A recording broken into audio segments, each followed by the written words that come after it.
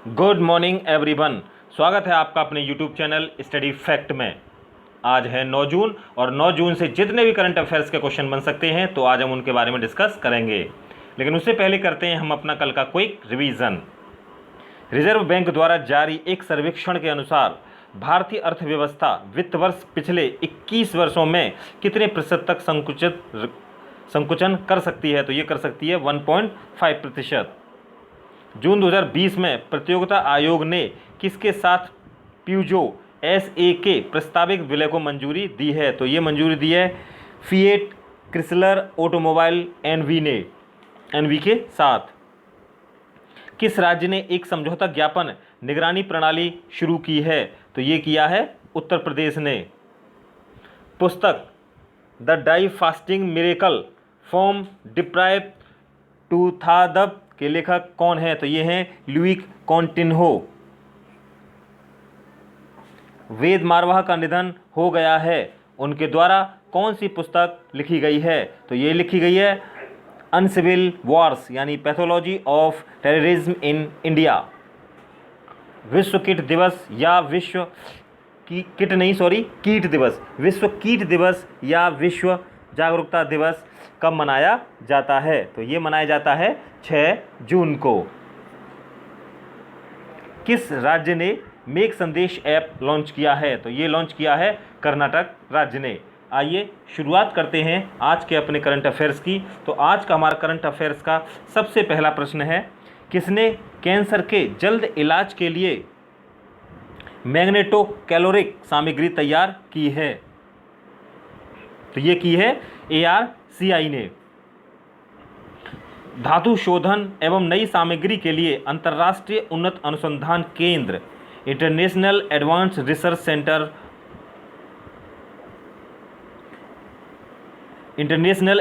Research centre for powder military and new material यानी कि ARCI, और ये है हमारा कहाँ पर? तेलंगाना में। तो तेलंगाना के मुख्यमंत्री हैं के चंद्रशेखर राव। तेलंगाना की राजधानी तो ये है हैदराबाद, और तेलंगाना राज्य का जो स्थापना दिवस 2 जून को मनाया जाता है। और ये जो है ARCI ने जो कैंसर के जल्द इलाज के लिए मैग्नेटो कैलोरिक सामग्री जो तैयार की है, यह दुर्लभ धातु आधारित मैग्नेटो कैलोरिक सामग्री तैयार की है जिसे कैंसर के उपचार के लिए प्रभावी रूप से इस्तेमाल किया जा सकेगा। मैग्नेटो क्लोरिक सामग्री एक ऐसी वस्तु जिसमें एक चुंबकीय क्षेत्र हटाने या लगाने से वस्तु गर्म या ठंडा हो सकती है और इस तरह यह नियंत्रित हीटिंग देने में सक्षम होगी। आइए इसी के साथ बढ़ते हैं हम अपने नेक्स्ट क्वेश्चन की ओर। नेक्स्ट क्वेश्चन है हमारा, इसरो एंड ARIES ने एस्ट्रोफिजिक्स और किसके क्षेत्र में सहयोग के लिए समझौता ज्ञापन पर हस्ताक्षर किए हैं? तो ये हस्ताक्षर किए हैं SSA के साथ, यानी इसरो एंड ARIES ने SSA के क्षेत्र संयोग के लिए समझौता ज्ञापन पर हस्ताक्षर किए हैं। ARIES की फुल फॉर्म है Aryabhatta research institute of observational science, और ये कहाँ पर है? ये है उत्तराखंड में, और उत्तराखंड के नैनीताल में।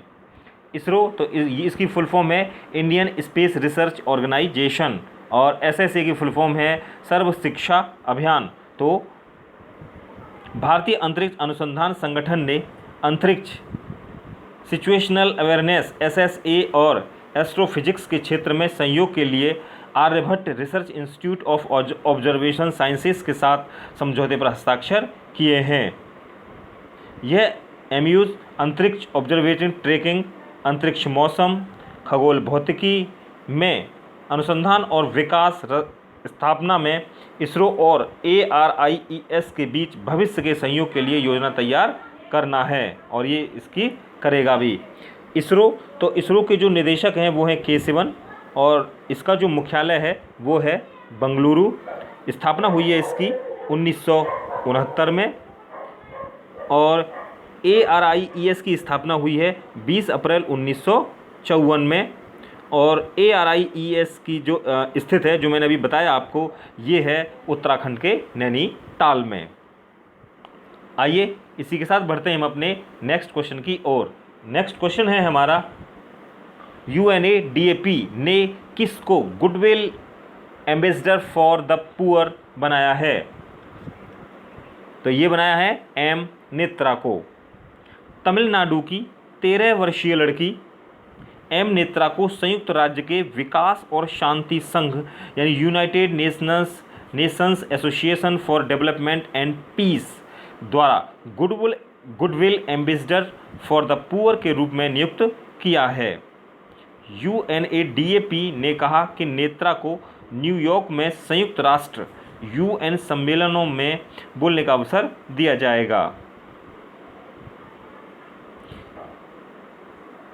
आइए इसी के साथ बढ़ते हैं हम अपने नेक्स्ट क्वेश्चन की ओर। किस सरकार ने जया जेटली के नेतृत्व टास्क फोर्स गठित की है? तो ये की है केंद्र सरकार ने, यानी केंद्र सरकार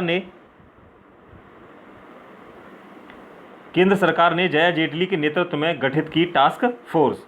भारत सरकार द्वारा शिशु मृत्यु दर, मातृ मृत्यु दर, कुल प्रजनन दर, जन्म के समय लिंग अनुपात, बाल लिंग अनुपात सहित पोषण और स्वास्थ्य से संबंधित सभी अन्य मुद्दे के मूल्यांकन के लिए एक टास्क फोर्स का गठन किया है। साथ ही यह गर्भावस्था और जन्म के दौरान स्वास्थ्य और चिकित्सा और माँ और बच्चे की चिकित्सीय सेहत एवं पोषण की स्थिति के साथ साथ विवाह और मातृत्व की आयु के इन सभी के साथ सहसंबंध की समीक्षा करेगा। और इसका जो नेतृत्व है, तो इनका जो नेतृत्व किया है जया जेटली करेंगी। केंद्रीय महिला और बाल विकास मंत्री हैं हमारी यहाँ पर स्मृति ईरानी जी। आइए इसी के साथ बढ़ते हैं हम अपने नेक्स्ट क्वेश्चन की ओर। नेक्स्ट क्वेश्चन है हमारा, रोमानिया में भारत के नए राजदूत के रूप में किसे चुना गया है? तो ये चुने गए हैं राहुल श्रीवास्तव जी। तो राहुल श्रीवास्तव को रोमानिया में भारत के अगले राजदूत के रूप में नियुक्त किया गया है। वह वर्तमान में विदेश मंत्रालय में संयुक्त सचिव के रूप में कार्यरत हैं और ये 1999 बैच के IFS अधिकारी हैं। राहुल श्रीवास्तव रोमानिया में भारत के वर्तमान राजदूत थांगलुरा दारलोंग का स्थान लेंगे। रोमानिया की राजधानी है बुकारेस्ट। रोमानिया के ये जो राष्ट्रपति हैं वो हैं क्लाउज आहोहनीस। रोमानिया के प्रधानमंत्री तो वो हैं लुडोविक ओरबान। आइए बढ़ते हैं हम अपने नेक्स्ट क्वेश्चन की ओर। नेक्स्ट क्वेश्चन है हमारा, विश्व महासागरीय दिवस कब मनाया जाता है?